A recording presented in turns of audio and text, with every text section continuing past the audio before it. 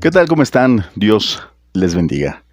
Nos encontramos una vez más aquí en este espacio de Al Abrigo de su Gracia. Saludándoles, como siempre, su hermano y amigo Sergio Pérez desde la Ciudad de México. A todos los que siguen esta transmisión. Que Dios los bendiga mucho. Qué bueno que están aquí con nosotros.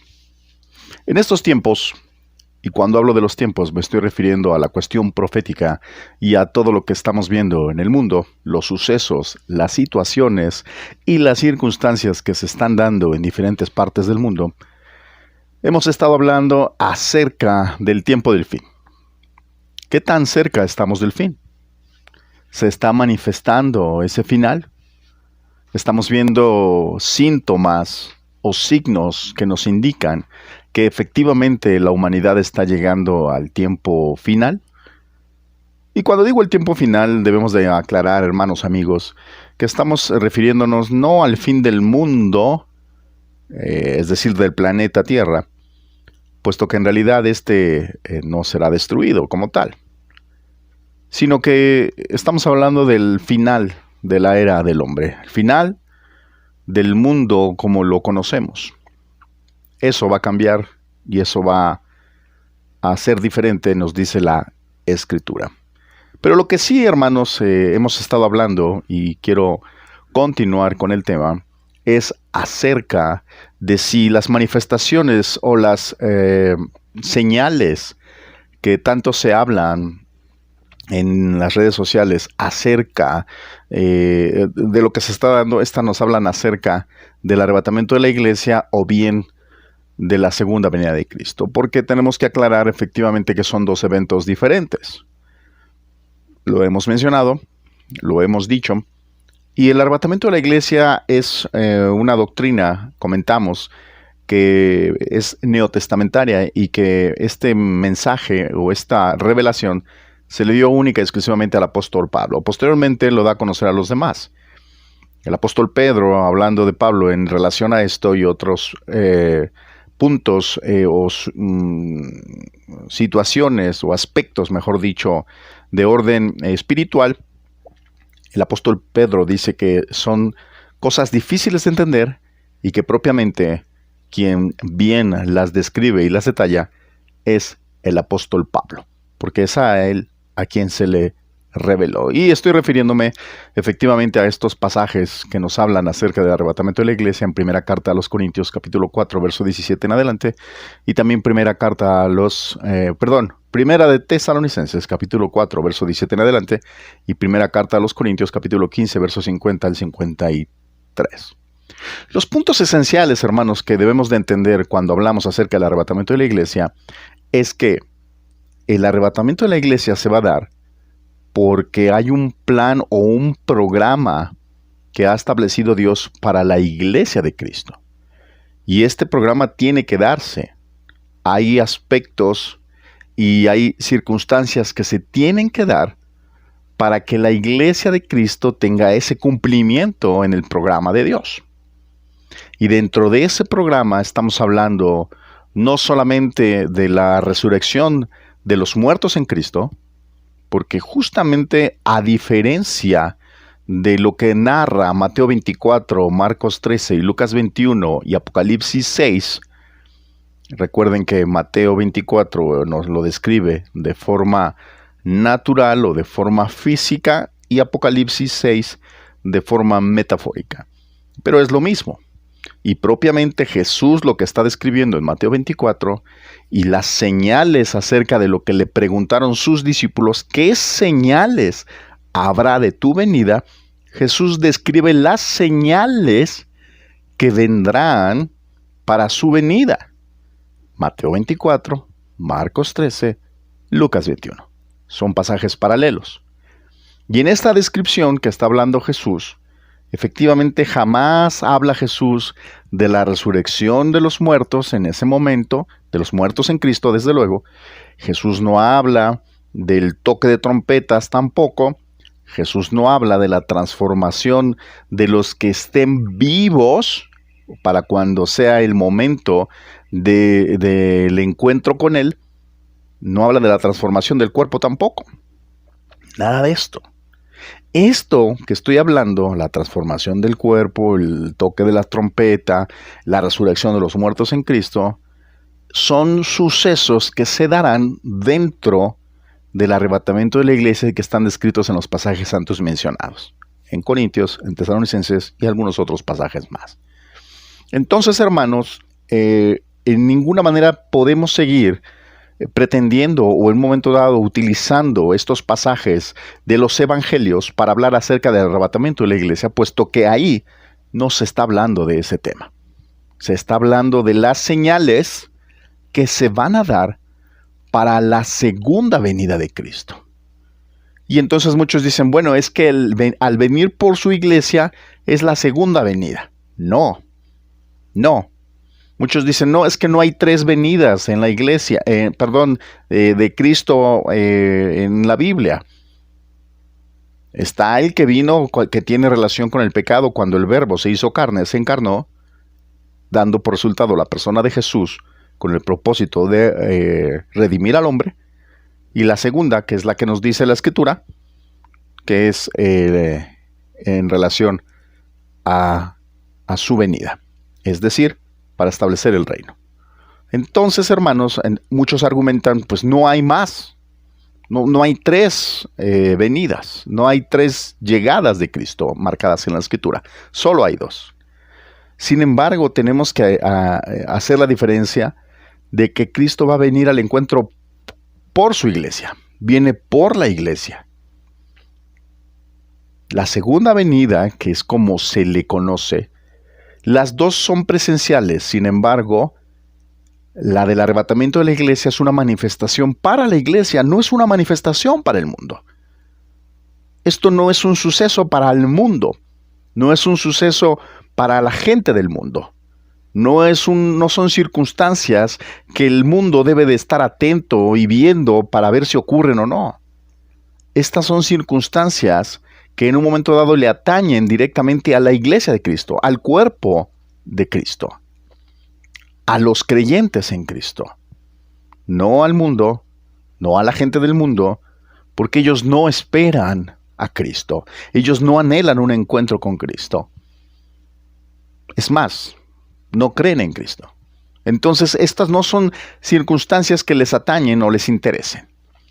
De igual manera, como pasará para la segunda venida del Señor, también vemos una actitud descrita en Mateo 24, Marcos 13 y Lucas 21, de una indiferencia del mundo a la venida del Señor, que justamente cuando Él se manifieste les será sorpresivo, les tomará por sorpresa. Será un suceso mundial que trastornará el mundo porque efectivamente no le esperaban. ¿Por qué? Porque el mundo no sigue, no le interesa saber acerca de las cosas de Dios, no le interesa saber acerca de los juicios de Dios ni nada de eso. Al contrario, entre menos sepan mejor. Creen que por ignorar o por no saber acerca de estas cosas, será pasar por alto su pecado. Y no es así. Entonces, hermanos, reitero, cuando hablamos del arrebatamiento de la iglesia, esto es algo que atañe a la iglesia. Y lo que se describe en Mateo 24 no son señales para el arrebatamiento, sino para la segunda venida, para la venida de Cristo a establecer el reino. Entonces, hay una diferencia abismal. Si nosotros queremos hacer empatar esas señales y decir, hermano, es que las señales se están cumpliendo porque hay terremotos, pestes, hambres, y ya no hay amor, el amor de muchos se enfriará y hay una gran apostasía, etcétera. Todo esto que describe Mateo 24, en realidad se está refiriendo a las señales para la segunda venida, para que Cristo establezca su reino. Por eso se va a predicar el evangelio del reino, no el evangelio de la cruz, el evangelio del reino, que efectivamente está presentando a un Cristo sí redentor, sí Mesías, pero sobre todo rey, sobre todo alguien que va a gobernar, alguien que vendrá a establecer su reino y que cesará o quitará todo régimen del hombre establecido. El hombre jamás volverá a reinar ya más. Se le quitará el gobierno, se le quitará esa autoridad que en un momento dado ha tratado de tener, pero que en realidad espiritualmente la cedió al diablo cuando Adán pecó en el huerto del Edén. Entonces, hermanos, nos damos cuenta que las señales y todo lo que estamos viendo en un momento dado todavía no son los principios de dolores descritos en Mateo 24. Esto quiere decir que si ahorita estamos viendo situaciones y circunstancias adversas, difíciles, duras, tremendas, en donde estamos viendo que actualmente hay países que están en guerra, otros a punto de entrar en guerra, y que es muy similar a lo que dice Mateo 24, sin embargo, aún no es el cumplimiento de ello, porque lo que describe Mateo 24, reitero, son señales, porque los discípulos le dijeron, ¿qué señales habrá de tu venida y del fin del siglo?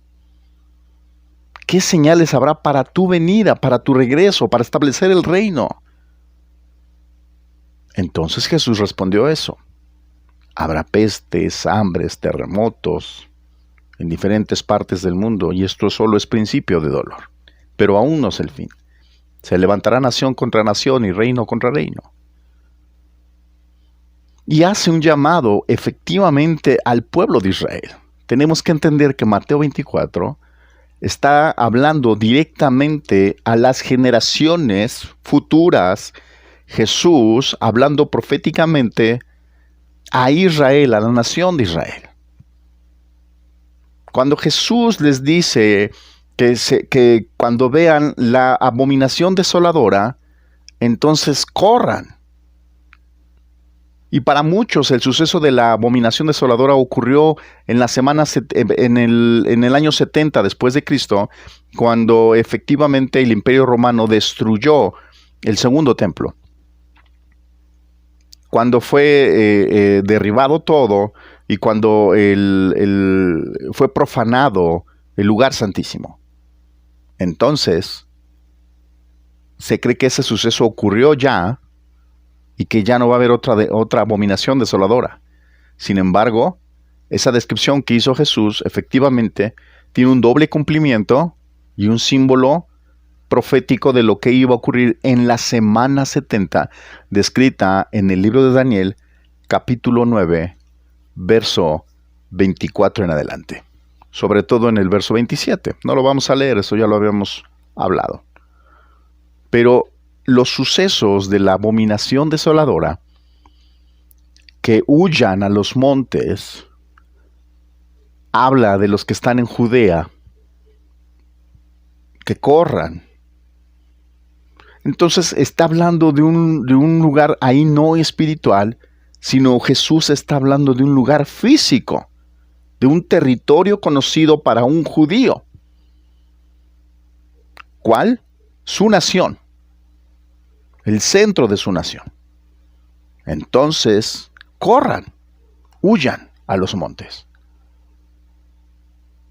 La pregunta es, ¿cuántos cristianos, si Mateo 24 fuese para la iglesia de Cristo, cuántos cristianos sabrían y tendrían que correr hacia los montes y huir de Judea? Tendría que estar toda la iglesia de Cristo concentrada en Israel para que esa profecía se pudiera cumplir. Esto nos indica que es una palabra para el pueblo judío. No hay 20,000 Judeas, solo hay una. Y así se le llamaba al territorio de Israel en ese tiempo. Entonces, hermanos, todo lo que describe Mateo 24 nos habla de juicio, juicio, juicio. Por eso Jesús hace esta descripción justamente en relación a el tiempo o como en los días de Noé. Cuando se está refiriendo el Señor Jesús a los días de Noé, lo que está hablando justamente es de juicio. Porque esa es la palabra que le dio el Dios eterno a Noé. Construye un arca prepárate, porque habrá lluvia. Y para entonces no había llovido todavía en la tierra. No había llovido. Era un suceso extraordinario, sobrenatural para ellos, porque eso no había ocurrido. Y aún así Noé se movió en fe. Durante 90 años construyó esa arca, y seguramente muchos le llamaban loco. Seguramente muchos pensaban que había perdido la cabeza porque estaba haciendo algo ilógico y contrario a lo que habían conocido para ese entonces. Y cada que él iba poniendo seguramente una parte de esa arca, esa construcción, se acercaban a él y él les decía que vendría un juicio de Dios y que vendría lluvia y vendría un diluvio que iba a inundar todo. Y aún así no le creyeron. Vemos una actitud de indiferencia en el pueblo antiguo, en los antiguos, hacia el mensaje que pregonó Noé.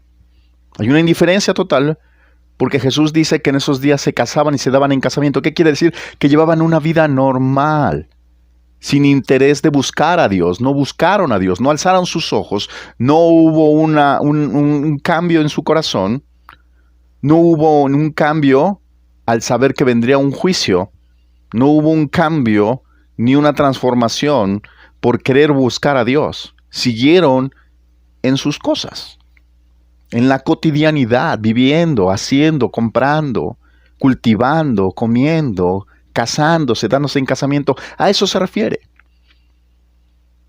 No podemos alegar que lo que se está esperando, o que justamente hoy día muchos dicen, el arrebatamiento de la iglesia ya va a ser porque, como en los días de Noé, la maldad se ha multiplicado. No, hermanos. No. La maldad se ha multiplicado hoy día más que nunca. Si hubiera un medidor de maldad, estoy seguro que estaríamos en los niveles más altos. Y a la alza, hacia arriba, hacia arriba. Y este tiempo, haciendo un comparativo por gráficas, les aseguro, hermanos, que hemos dejado por más del doble a los tiempos de Noé en maldad. La cuestión es que justamente de lo que está hablando Jesús es del juicio que habría de venir, un juicio inminente y una indiferencia de los hombres. Eso es lo que describe Mateo 24. Y yo sé que a muchos les intriga el hecho de decir, bueno, es que ahí dice que serán tomados, habrá 2 en el campo y estarán 2 durmiendo y estarán 2 en el camino, uno será tomado y otro será dejado. En nuestro pensamiento occidental, desde luego, cuando lo leemos de esa manera, entonces tendemos a pensar, bueno, es que ahí está tomando uno y está dejando al otro. Cuando en realidad esto es un principio que atenta en contra de la Iglesia de Cristo, de la unidad del cuerpo. No puede quedarse la mitad del cuerpo y la mitad irse. Cuando afirmamos eso es porque no hemos entendido los principios de la salvación. No hemos entendido lo que es la justificación. No se ha entendido realmente, no se ha estudiado, no se conoce a profundidad. Y tendemos a decir rápidamente, bueno, es que como no estamos en santidad, seguramente muchos se van a quedar. Y a nuestra apreciación y a nuestro ojo como seres humanos, emitimos juicios cuando en realidad solo Dios conoce el corazón. Seguramente en el sentido de que muchos van a una iglesia cristiana porque son simpatizantes, les gusta escuchar el mensaje, les gusta tal vez el ambiente, les gusta tal vez los cantos, les hace sentir bien. Sin embargo, no han entrado en un compromiso con Dios, pero sobre todo no han entregado su vida a Cristo. Y eso es lo que hace la diferencia entre un salvo y un no salvo. Es la diferencia entre un nacido de nuevo y alguien que aún sigue esclavizado a la naturaleza pecaminosa.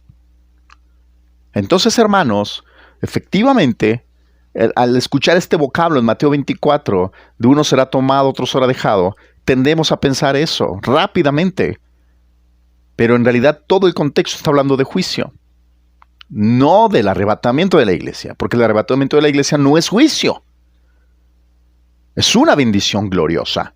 Es un encuentro glorioso, es un anhelo y es la esperanza de la iglesia de Cristo encontrarse con el Señor. No es juicio. No será juicio para los gentiles en el sentido de que en el momento en que la iglesia se vaya, no vendrá un juicio para ellos en el momento preciso de que suceda eso, no. Iniciarán o se seguirán dando con mayor fuerza los dolores de parto o los principios de dolores, sí. Porque esto enmarcaría de alguna manera el inicio de la semana 70. Porque al irse la iglesia de Cristo, se entiende que el tiempo de la gracia terminó. Se entiende que la gracia de Dios, para el llamado para que todos acudan al arrepentimiento y que nadie se pierda, como lo dice en Pedro, entonces habría terminado. Y entonces se pasaría a la otra fase, a esa donde dice que el que persevere hasta el fin será salvo. Ese que persevera hasta el fin y que será salvo, serán aquellos que en un momento dado escuchen el evangelio del reino, a ese Jesús que vendrá a establecer su reino y que en un momento dado tendrán que vivir bajo el gobierno mundial del anticristo. Y tendrán que pasar cosas tremendas y vivirán los juicios de Dios. Y eso es algo importante de que decirlo. La semana 70, la última semana, que son o corresponden a 7 años, que esto se detuvo, el conteo, fueron un tiempo que Dios le reveló por medio del ángel a Daniel, 3 fases o 3 partes de tiempo.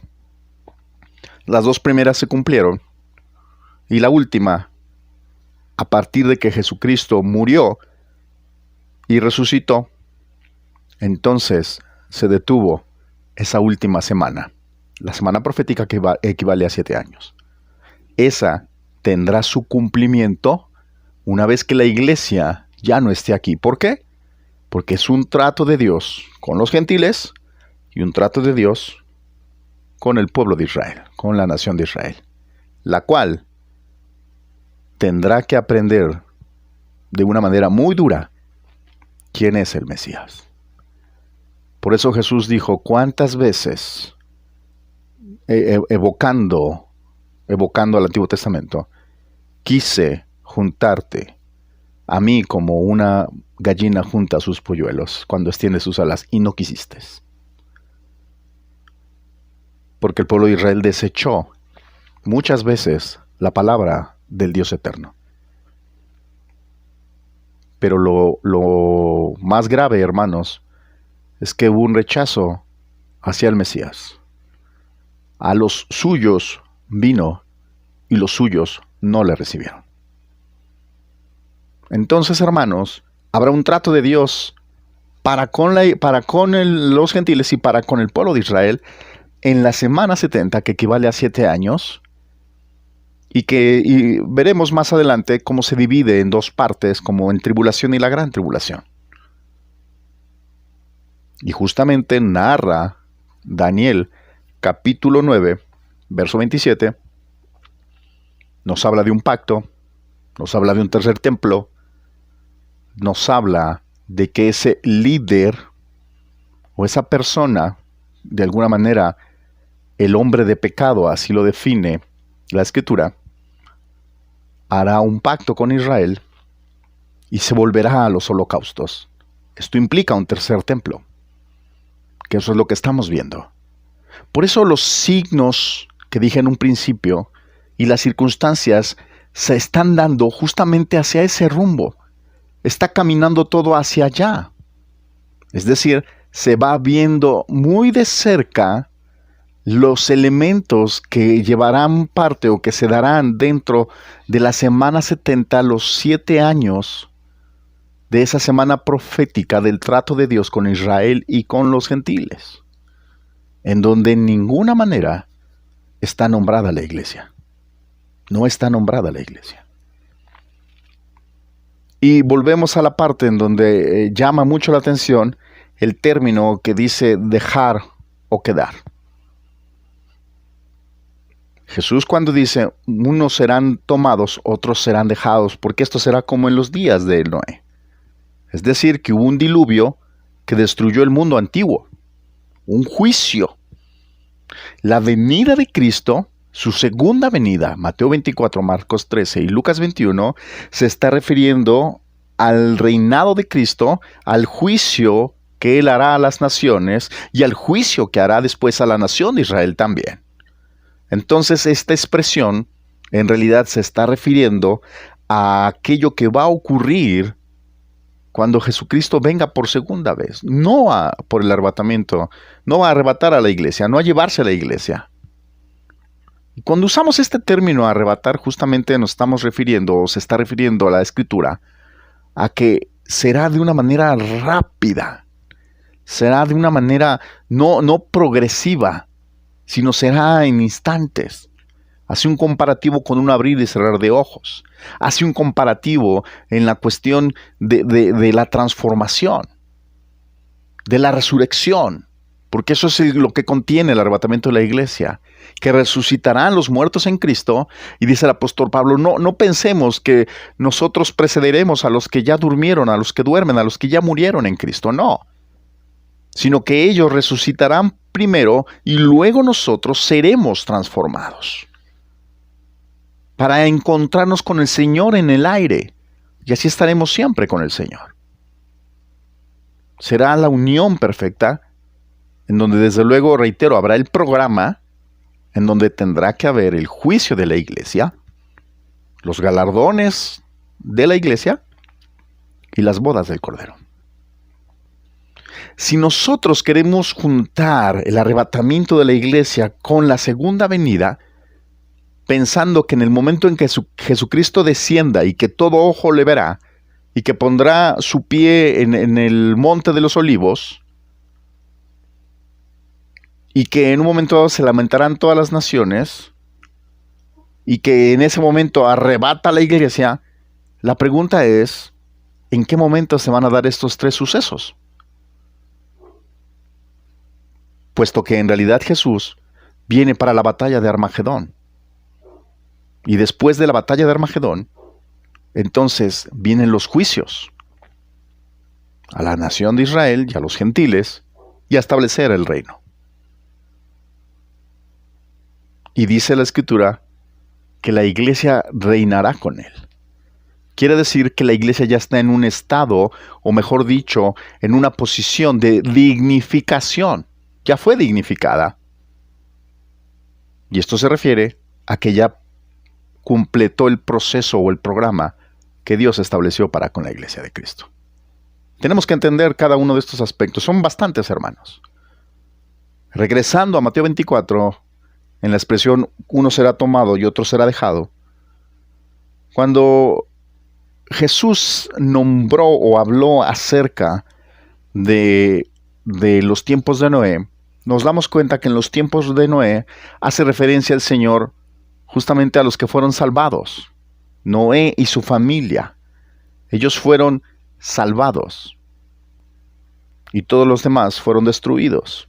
Entonces, cuando vamos al Antiguo Testamento, cuando vamos al Génesis para ver qué fue lo que pasó en el capítulo 6, verso 15 al 17, vemos que la expresión tomado y dejado hace la diferencia, y es lo mismo que está hablando Jesús para Mateo 24. Es decir, que el término hebreo que se usa para dejar o quedar, ese se usa, el que es dejado o el que es quedado, ese que es dejado es Noé y su familia, que es la palabra hebrea sha'ar. Esta palabra hebrea sha'ar significa lo que queda, significa lo que resta después de una gran calamidad, después de una gran destrucción. Esto fue lo que quedó. Esto fue lo que se salvó. Sha'ar. Y esta palabra la encontramos también en Éxodo 14:28, la vemos en Josué 8:17 y 22, en Isaías 24, capítulo 24, verso 6, y en Ageo capítulo 2, verso 3. En todos estos versículos se utiliza la palabra sha'ar, que siempre se refiere a personas que quedan con vida, personas que quedaron o que fueron salvas, que sobrevivieron, vamos a decirlo de esa manera. Entonces, hermanos, la otra palabra que se utiliza, la palabra hebrea que vemos en Génesis, en el comparativo, es la palabra lakad. Lakad significa atrapar, raer, capturar, retener, enlazar o sorprender en un acto vergonzoso. Lakad. Entonces, esta misma palabra, lakab, la encontramos, usted lo puede ver en casa en Deuteronomio capítulo 2, verso 35, en el libro de Números 32, verso 39, en Josué capítulo 8, verso 8, en primer libro de Reyes, capítulo 9, verso 6, en Jeremías capítulo 32, verso 28, en Eclesiastés capítulo 7, verso 26, en Proverbios capítulo 5, verso 22, en Jeremías 48, 1, en Daniel capítulo 11, verso 8 y en Habacuc capítulo 1, verso 10. Le estoy dando las referencias, hermanos, para que ustedes puedan leerlo en casa, con calma. Quienes fueron dejados, o el que es dejado o preservado, fue Noé y su familia en el arca.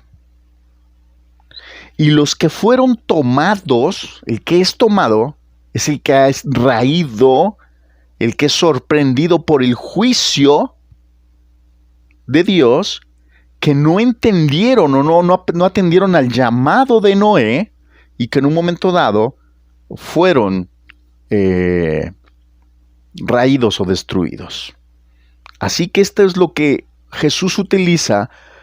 Este ejemplo, esta imagen que se da en el tiempo del juicio, en los tiempos de Noé, es lo que Jesús toma para presentarlo en Mateo 24 a sus discípulos, para hacerles ver que los que son dejados, esos que son dejados o apartados para que puedan reinar en el reino de Cristo, en el reino milenial, y los que son tomados, esos que son tomados son los temados, son los tomados o que son raídos o serán tomados para juicio. Entonces nos damos cuenta que es totalmente al contrario de lo que siempre se ha dicho. Siempre se ha dicho que el que es tomado es el salvado y el dejado es el que se quedó.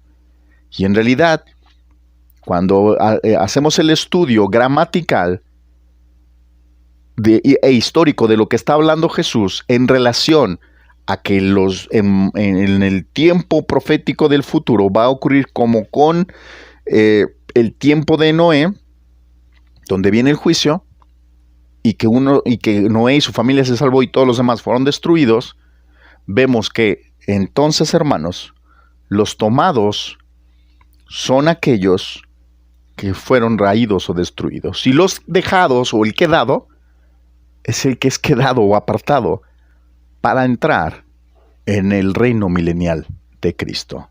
Entonces nos damos cuenta que es totalmente al contrario. Por eso dice en Mateo 24 que vendrá Jesús con sus ángeles. Otra característica diferente a Tesalonicenses o a Corintios, en donde jamás se menciona ángeles. Mateo 24 sí nos habla de los ángeles y los cuatro que tomarán a los escogidos de los 4 puntos de la tierra. Los escogidos es toda aquella persona que en un momento dado persevere hasta el fin y que salga de la tribulación, que sobreviva a ese periodo tremendo, que sobreviva a los juicios, que no se deje marcar, que no tenga la marca del anticristo, o la marca de su nombre, o el número. Eso es lo que describe Apocalipsis. Entonces, esos que perseveraron hasta el fin, esos serán salvos, porque sobrevivieron, salieron. Esos son los escogidos, que es un término que se utiliza para apartarlos, para darles un lugar, porque ya lo lograron. Esos son los que serán tomados de los 4 puntos de la tierra, y que efectivamente serán, hermanos, los que vendrán a unirse con la iglesia al reinado milenial de Cristo. A eso se refiere el que uno será tomado y otro será dejado. Por eso Jesús insiste mucho en que su venida, su segunda venida para establecer el reino, será como ladrón en la noche, a la hora que no pensáis. Igual como en el tiempo de Noé, que en un momento dado eran indiferentes, no les interesaba, no les importaba si iba a venir un juicio o no, ellos querían seguir viviendo su vida. Así mismo ocurrirá cuando Jesucristo venga por segunda vez para establecer su reino. No con el arrebatamiento. Con el arrebatamiento de la iglesia no tiene nada que ver como ladrón en la noche, ni a la hora que no pensáis, porque estas son expresiones de juicio idénticas a lo que ocurrió en el tiempo de Noé. Y como lo comenté la vez pasada, cuando nos habla de las aves del cielo, cuando nos dice que, cuando nos habla de donde quiera que esté el cuerpo muerto, ahí estarán las águilas. Lo comenté, el término en su original griego no es águila, sino que es un ave parecida a un buitre. Eso es lo que está hablando de este tipo de ave. Y este tipo de ave, en realidad lo que hace es comer carroña, lo que está podrido, lo que está echado a perder. Entonces no podemos comparar jamás un cuerpo muerto ni a Cristo, o a que Jesús es el águila y el cuerpo muerto. Entonces no tiene ninguna relación.